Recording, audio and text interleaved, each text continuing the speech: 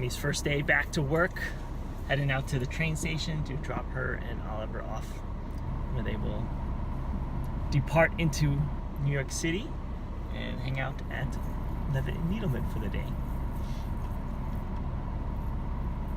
Excited to go back to work? Yes.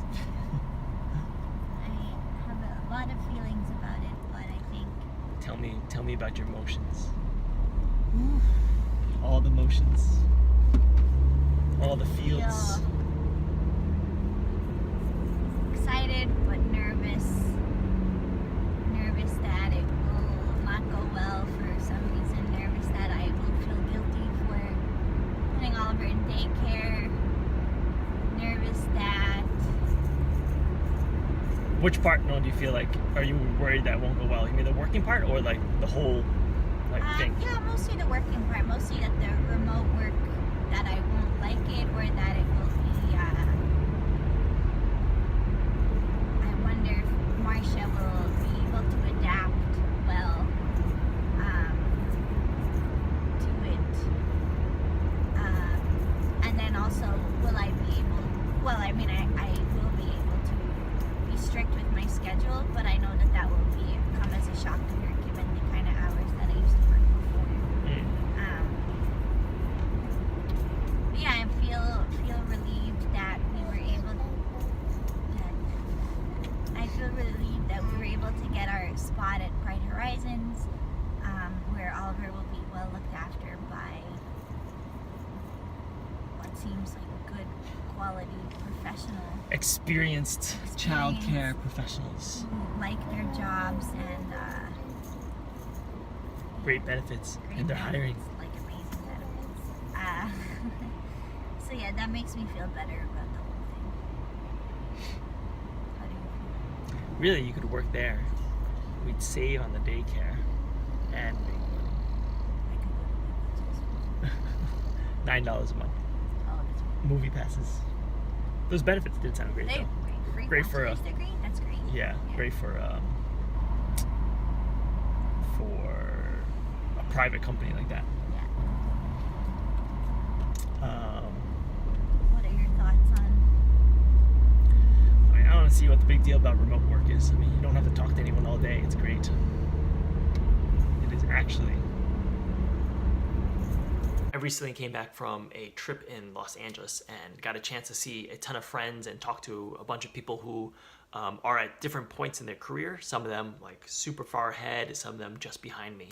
And one thing that I noticed is this this prevailing feeling of no matter what stage of the career you're at, that the grass is always greener on the other side. So a couple of examples where I saw that. I had one friend who recently moved to a new position at Stripe, and she had left her old job because the culture fit wasn't right. She kept butting heads with the CEO, and they had offered her this position at Stripe that was basically, oh, we're going to create this whole new position for you. It's going to be this special events kind of marketing. That seemed like a perfect fit for her. And so when she shifted over to the new company, she was super optimistic and thought it was going to be an amazing experience. And when we talked on the phone, it had been about 8 months since she started the role, and she was already looking for a new role. In fact, she got offered a new position at a venture capital firm, and she was seriously considering taking it. And I asked her about what happened with the company and what happened with her special marketing position. And basically, she told me that because of a lot of politics, they had removed that position, and she was just doing regular marketing, boring stuff that she wasn't that interested in, and she hated navigating the politics of such a big organization. And so now she's looking at the next thing, and she looks back at that kind of career move and realizes that it wasn't necessarily the best fit.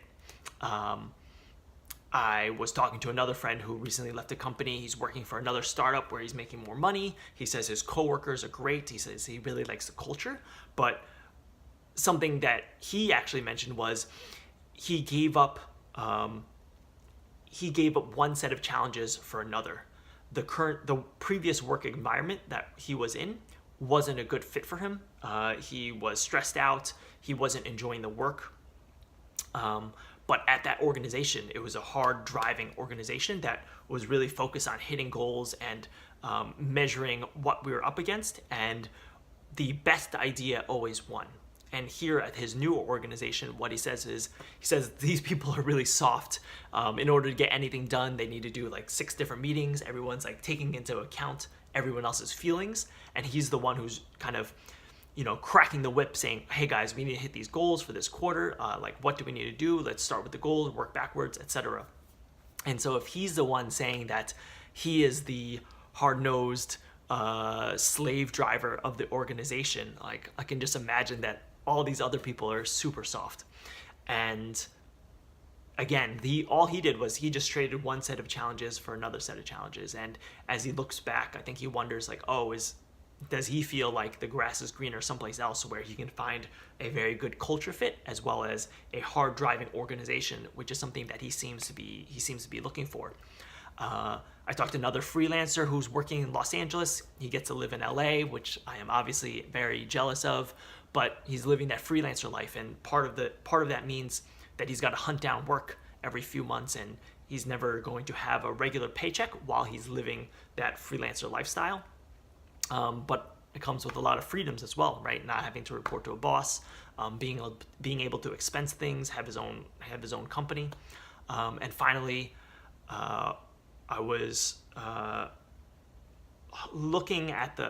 talking with friends who we both know a successful millionaire out in Los Angeles, did amazing things with his career, but his life is so complicated, right? He's still dealing with multiple divorces. He has to handle childcare for his kids and think about how that fits together with his career as he continues to try to work up, as he's still on this trajectory of where he wants to reach in his career. So his life is just complicated, like personally, professionally, and even with all that money, it's like, man, I just wouldn't want the baggage that comes with all those things. And I think about all those frustrations, and I think about it's so easy to look at the positive side of all their situations and feel like the grass is always greener. And then I think about my own frustrations that I feel like I'm dealing with, things like adjusting to life in suburbia, where I think I've talked about this a good bit now, but the action isn't there, the pace isn't there. Sometimes it feels like, man, there's just like nothing to do. Figuring out, as Amy and I shift to a dual working parents, raising a kid here, what does that lifestyle look like? How are we going to budget our time? How are we going to plan out our food? How are we going to continue to pursue our careers, yet deal with this kind of guilt that we have with putting our child in daycare, and like paying for daycare? Now that we're about to do it, it's basically a whole nother, I looked at the numbers, it's like paying rent for another apartment on top of the mortgage that we have to pay. And looking at those challenges, it's like, man, the grass was greener before when we didn't have to deal with these things. Maybe when we were living in New York City, before we had the mortgage, we could always just move to a new place and didn't have to think about maintenance on the house. And then I look around and I see people who are super successful and have skills that I want or businesses that I want. A couple things that I'm working on. I'm working on a newsletter. I'm working on the marketing for Shogun. I'm building up the Shogun Instagram account. I'm looking at investing more money. And everywhere I look, it feels like that person's newsletter is doing so much better. They built up so much traction at such a quick rate. I think about people like newsletters like The Profile. I think about the Medley. And those have audiences that I covet. I mean, there's just no other way to put it. Like, I see it, I'm jealous of it, and I wish I make up excuses as to why they're more successful than I am, when maybe they're just better, right? And maybe they've just been doing it longer. I think about the Instagram accounts and how, one account may have like 3 photos and they already have 1,000 followers. And here I am, like, putting out posts every single day and struggling to break over 300 followers. And that's a bit frustrating. I think about investments and people who maybe are just a year or two ahead of me, but got in at the right times, understood certain markets, whether it was cryptocurrency or real estate, and were able to get their money in at good times and seem to be doing really well. And meanwhile, I look at my investments and haven't done anything creative or done anything with a lot of growth, either because I didn't have money in the market at the time, or I invested at the right time but then got out too early. A couple examples. There are a couple times where I did that. So just seeing those things and just feeling this weird sense of jealousy. But it's easy. You go down that path and you forget how good things are going for you, right? I forget how good things are going for me.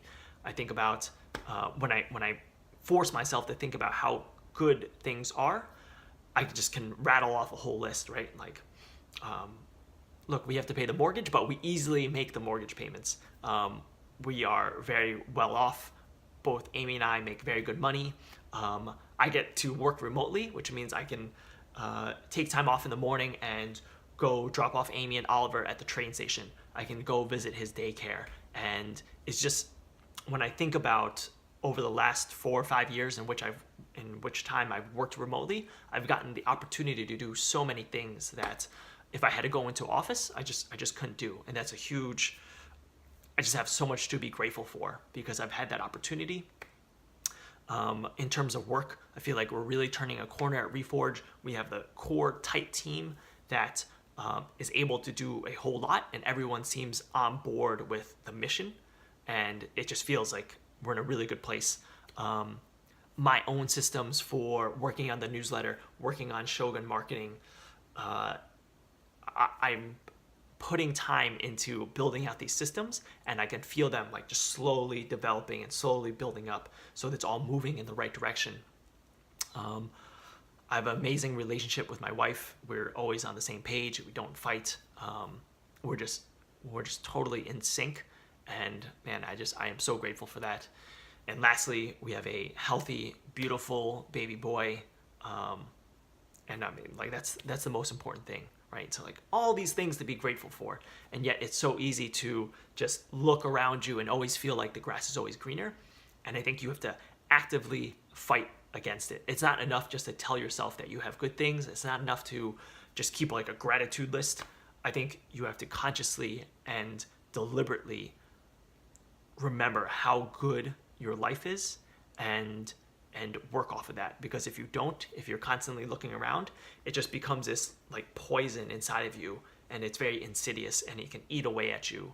And so this is an active battle, right? This is like hand-to-hand combat, something that you must do in order to have a good mindset and be able to continue to move forward and do great things with your life. So avoid grass is greener.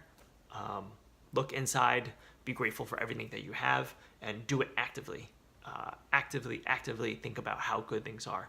And I think it'll just create a lot more, put you in a better mindset to continue to work towards the things that you want to work towards.